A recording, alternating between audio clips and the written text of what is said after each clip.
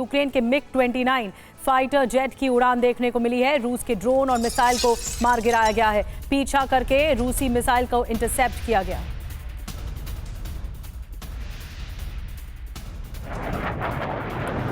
ये मिग-29 की तस्वीरें आपको दिखा रहे हैं किस तरह से पीछा करके रूसी मिसाइल को इंटरसेप्ट किया गया है। आसमान में ये भिड़ंत की तस्वीरें, यूक्रेन के मिग-29 फाइटर जेट्स की ये बड़ी उड़ान देखने को मिली है।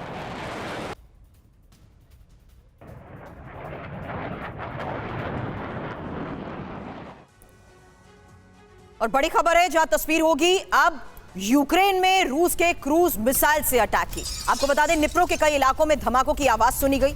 देखिए वो तस्वीर।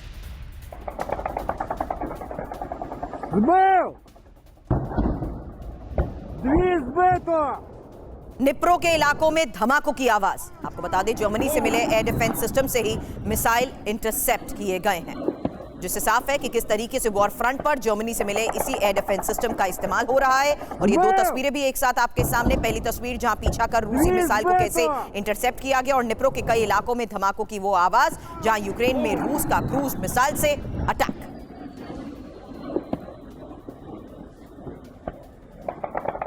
और एक और बड़ी खबर है, लंदन ब्रसेल्स के बाद जेलेंस्की का इटली दौरा। रोम में मेलोनी और पोप से मिलेंगे जेलेंस्की। ये एक बड़ा प्लान है। शांति प्लान पर मेलोनी से चर्चा भी की जाएगी जेलेंस्की की ओर से।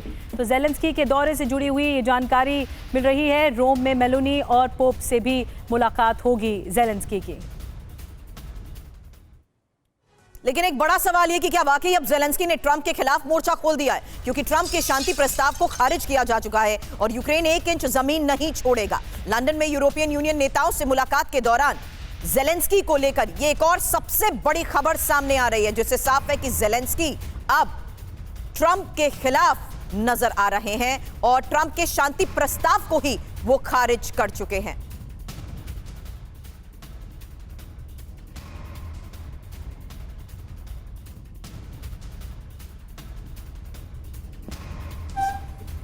तो फिलहाल ये एक और सबसे बड़ी खबर है जहां ट्रंप के शांति प्रस्ताव को खारिज किया जा चुका है और जेलेंस्की की इसी मुलाकात को लेकर फिलहाल एक और बड़ी खबर और डिटेल। और अब आपको बताते हैं ट्रंप के खिलाफ जेलेंस्की यूरोप से कैसे मोर्चाबंदी हो रही है। देखिए तकरार बढ़ती जा रही है। थोड़ा डिटेल में जानकारी देते हैं। जेलेंस्की ने कहा कि यूक्रेन 1 इंच जमीन नहीं छोड़ेगा, वहीं रूस को अपने क्षेत्र की जमीन नहीं देंगे। यूक्रेन को अमेरिकी प्लान नामंजूर है। अब बड़ी बात क्या है? बड़ी बात यह है कि लंदन में यूरोपीय नेताओं से मिले जेलेंस्की। स्टामर या फ्रेडरिक मर्च मैक्रो के साथ वार्ता। 20 पॉइंट्स का प्लान अमेरिका को देंगे यूरोप यूक्रेन।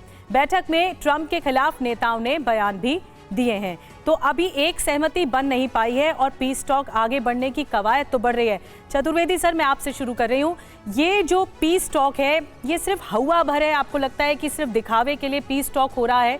अंदर खाने में या इसकी इनसाइड स्टोरी ये कहती है कि पहले से ही खांचे बटे हुए हैं यूरोप और अमेरिका के बीच में।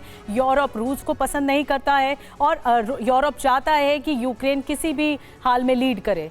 तो ये खांचे बटे हुए पीस प्लान सिर्फ आपको दिखावे के लिए लग रहा है, क्या ऐसा है? निधि, आपने बहुत अच्छी एनालिसिस की है।